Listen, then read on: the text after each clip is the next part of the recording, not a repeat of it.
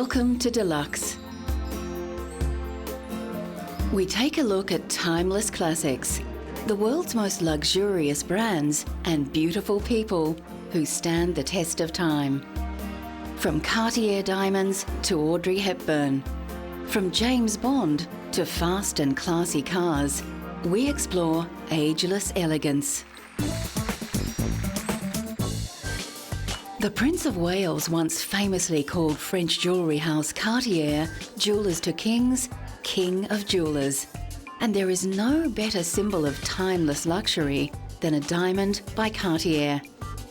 Louis-François Cartier took over an existing jewellery workshop in Paris in 1847.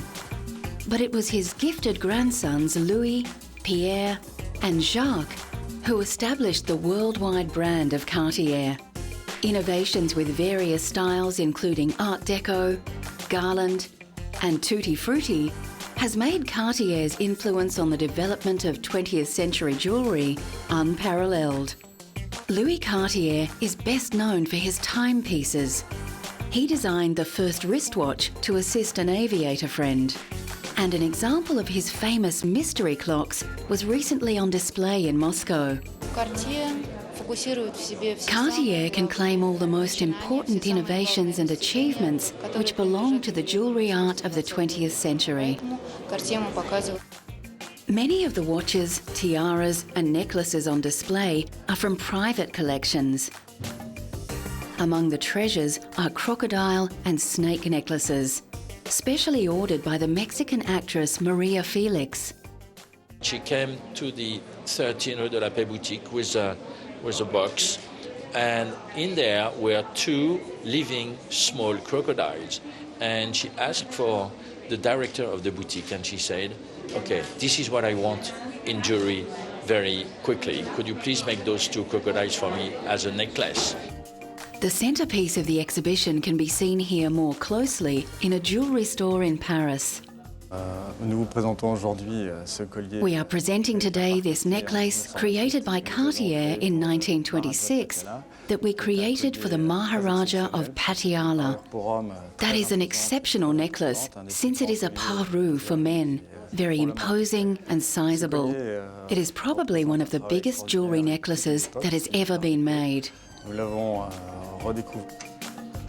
Many of the original 2,900 diamonds were missing when the necklace was found in 1998, and Cartier plans a full restoration. Modern diamonds were on display in Los Angeles recently when Cartier launched its annual Love Day celebration with a love charity bracelet designed by 9 chosen ambassadors. 10% of sales go to the partnered organisations, and actor Hilary Duff chose a charity that helps meet the nutritional needs of children.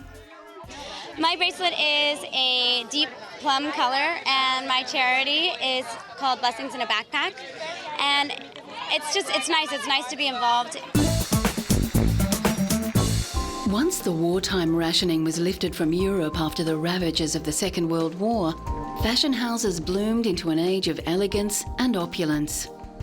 This exhibition at London's Victoria and Albert Museum features over 100 gowns by Christian Dior, Christobel Balenciaga and Worth London, as well as many others. The exhibition concentrates on the so-called Golden Age of Couture between 1947 and 1957, when the combination of unrestrained style and craftsmanship turned these couturiers into world-famous names. I think the secret of Dior's success in the post-war period was that he was very familiar with the fashion industry. He'd worked for other major fashion houses before, Piaget and Lelong. So when he launched his new house in 1947, he knew exactly what he was doing. He was also very aware that everybody was fed up with wartime fashions, and so he created what Carmel Snow nicknamed the New Look. And this was a tremendously romantic look that appealed to women all over the world. There are several pieces on display by London-based couturiers such as Norman Hartnell and Hardy Amies. What was very interesting about London couture in the 1950s, as opposed to Parisian couture, was that the London designers focused on practical, wearable designs. tailoring was a great speciality. In fact, the tailors were so skilled in London that the Parisians sent their tailors over to see how it was done. 60 years after the launch of Dior's new look couture house, the market for haute couture is certainly much smaller. Still today, designers including British couturier John Galliano for Christian Dior continue to produce exquisitely detailed pieces, keeping the traditional skills of the couturier alive for a more modern clientele. Perhaps no one personifies elegance and timeless beauty more than the film star Audrey Hepburn. Born to an English father and a Dutch mother who was a former baroness, Hepburn has won Academy, Grammy, Emmy and Tony Awards for her stage and screen work. She also received the Presidential Medal of Freedom for her charity work. Hepburn is often considered to be one of the most beautiful women of all time. In the 1950s, she was not only one of the biggest film stars, but her elfin appearance and sense of chic was very influential in fashion at the time. Recently, the dress that Hepburn wore in one of her most famous roles as Holly Golightly in Breakfast at Tiffany's came up for auction. Hepburn said she found playing the eccentric Manhattan socialite hard, as she was an introvert and Holly Golightly an extrovert. The distinctive black dress perfectly suited the gammon figure of Hepburn and became a silhouette much admired and copied. It was made for her by Hubert de Givenchy. It's one of 3 known to still exist, and we're very, very, very lucky to have it. And it's being sold for charity, which is the City of Joy Aid, which helps orphans and the homeless in India. Hepburn died in 1993, but through the purchase of this special dress, admirers can buy a tiny piece of a legend. Coming up, timeless luxury on the runway in haute couture classics. Coco Chanel and Christian Dior are towering figures of 20th century fashion, and the timeless luxury that they created influenced all modern designers. One of the most glamorous women of her time, Chanel was born in a poorhouse. She opened her first shop in Paris in 1913 and became so influential, she was named in Time magazine's 100 most influential people of the 20th century. German designer Karl Lagerfeld has designed for Chanel since 1983, and his designs continue the pursuit of expensive simplicity that Coco began decades earlier. At his most recent show, Lagerfeld outlined his particular attitude to the design of luxury. Chanel tweed is all hand-woven on small looms and it's very, very expensive. But I like the idea to treat something that expensive like something inexpensive, like jeans, because I never use the word cheap, and to have an attitude with luxury as if luxury was not expensive. Lagerfeld's latest project has been to commission 20 leading contemporary artists to create works of art based on Chanel's iconic quilted handbag. The mobile art exhibition will tour for 2 years. Recently, Chanel Diamonds took centre stage in the Plaza Hotel in New York City, where celebrities, socialites and models gathered to celebrate the US debut of 20 one-of-a-kind diamond pieces from the Chanel archives. The black and white gala was held in homage to Chanel's signature colours, and Truman Capote's legendary black and white ball held in the same location in 1966. Christian Dior began a revolution in dress called the New Look, with luxurious arrangements of fabric that broke with the lean and boxy designs of post-World War II. Under family pressure to pursue a diplomatic career, Dior originally studied science, but he was always drawn to the arts and to fashion.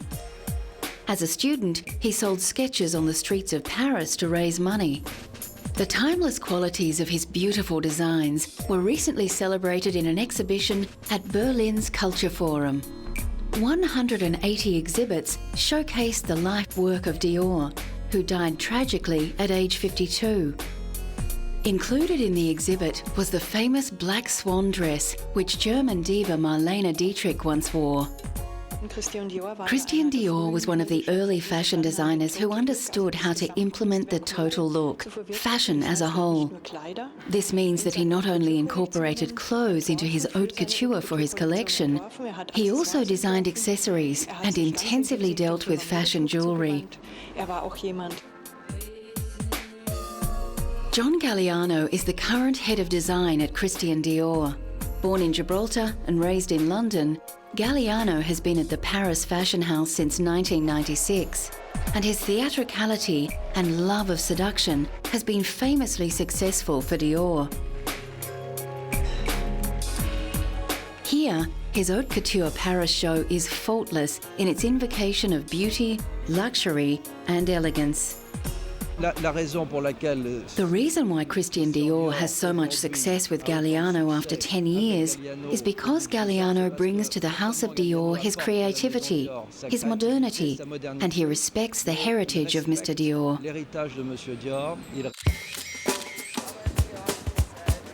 A master of haute couture, Giorgio Armani follows in the footsteps of Chanel, with his timeless tailored designs redefining what is feminine and what is masculine.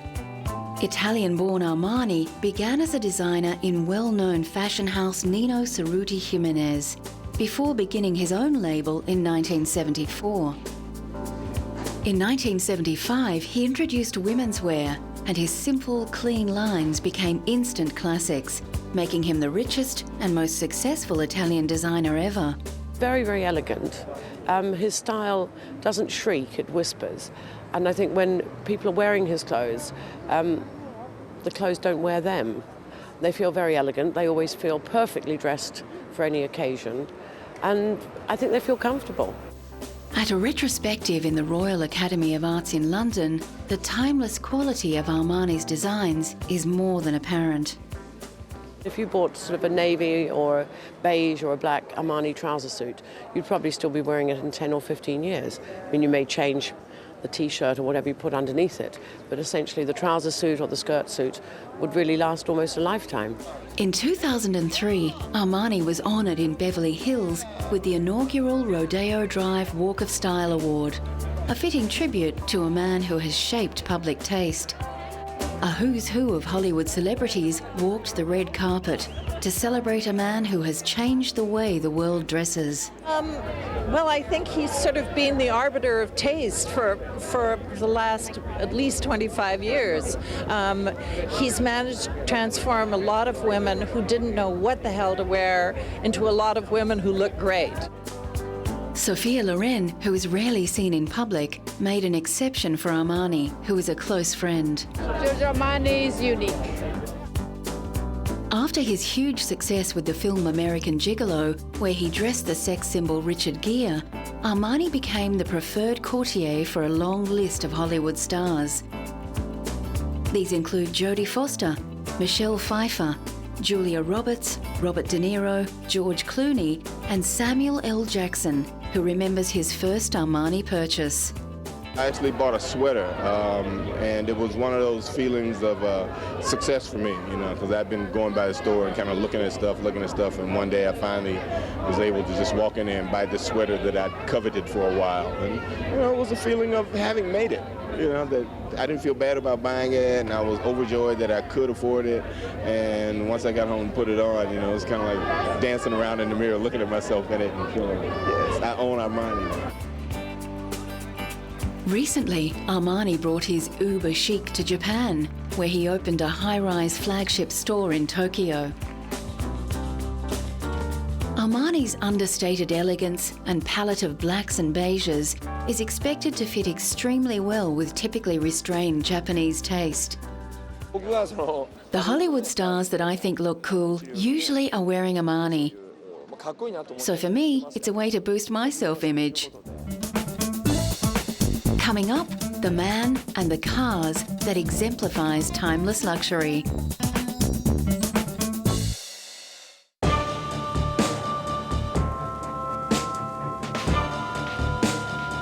If ever a man and brand defines timeless classics, it's James Bond. Some of the world's most handsome and charismatic men have played 007. the British agent who breaks all the rules, but always gets the villain. James Bond is known for his taste in fast cars, beautiful women, and dry martinis. Over 20 films have been made about his adventures, films that have earned an approximate $11 billion worldwide.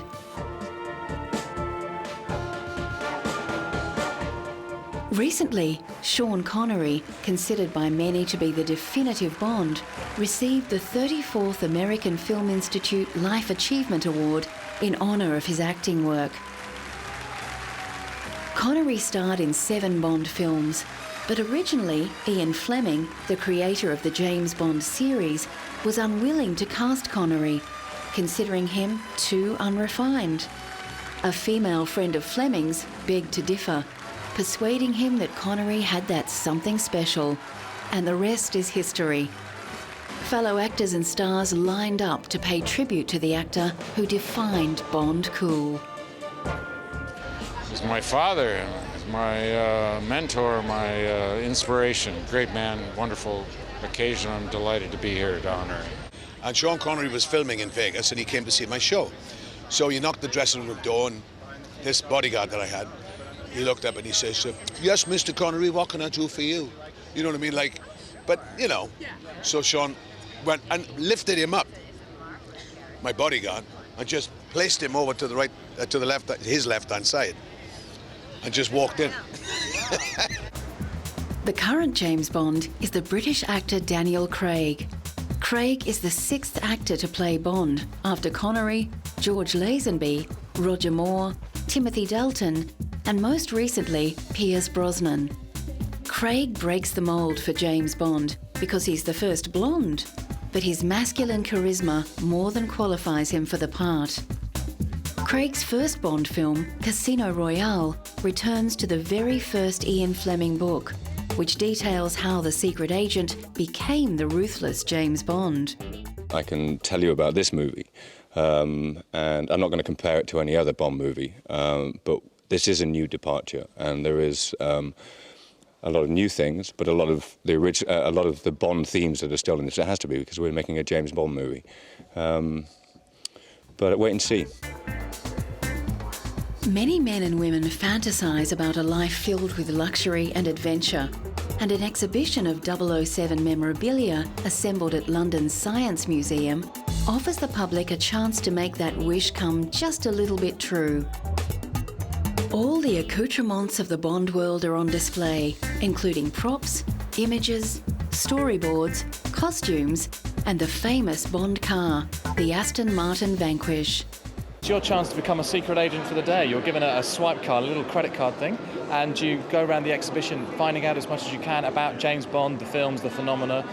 You're tested along the way, and then at the end of the exhibition you're rated as to whether you're going to make it into MI6 or not. Ian Fleming, the creator of James Bond, was no shy retiring writer. His adventure-filled life was on display recently at the British Imperial War Museum. Fleming drew on his own war experiences and his work as a travel writer and journalist to create the iconic secret agent. Ian was not a man of action. He'd have liked to have been one. In fact, he volunteered to go on a mission in the war, but Admiral Godfrey, his boss, wouldn't allow him to go because he was too valuable. But Bond did all the things that he couldn't do. The silver grey Aston Martin DB5 is the epitome of cool, partly because of its association with James Bond. Originally of British build and design, Aston Martins are a luxury performance car, first manufactured in the 1920s. The Aston Martin combination of timeless elegance and power has made them popular with car aficionados worldwide. Despite financial concerns and a number of takeovers, including Ford, the car continues to be manufactured today, with Aston Martin recently opening a dealership in Beijing to take advantage of the new moneyed Chinese consumer. At a recent festival in Britain, 300 cars took part in a parade, driving past the Queen and Prince Philip. 9 decades of the beautiful car help illustrate the continuing qualities that have kept Aston Martin on the Timeless Classics list. fact that it's still here looking pretty good really after all those years, a lot of years of neglect, I think speaks well for the solidity and quality of Aston Martins. I think that's what people love about them. It's rather like a Rolex watch. It comes apart and goes together again with perfection. The late King Hussein of Jordan was a collector who knew and loved his luxury cars. Abdullah Hussein recently opened the museum in Jordan as a tribute to his father. And the collection of classic and vintage cars is a veritable who's who of top quality luxury cars. With over 50 on display, many of the vehicles have been used on official occasions, including the late King's coronation and public wedding celebrations. One car that can safely lay claim to the label timeless luxury is the German-built Mercedes-Benz. The choice of kings and the rich the world over, King Hussein's 1968 Mercedes 300 has a special story to tell. In this Mercedes, King Hussein survived a failed assassination attempt in Suela, and thank God no one was wounded and nothing happened to the car.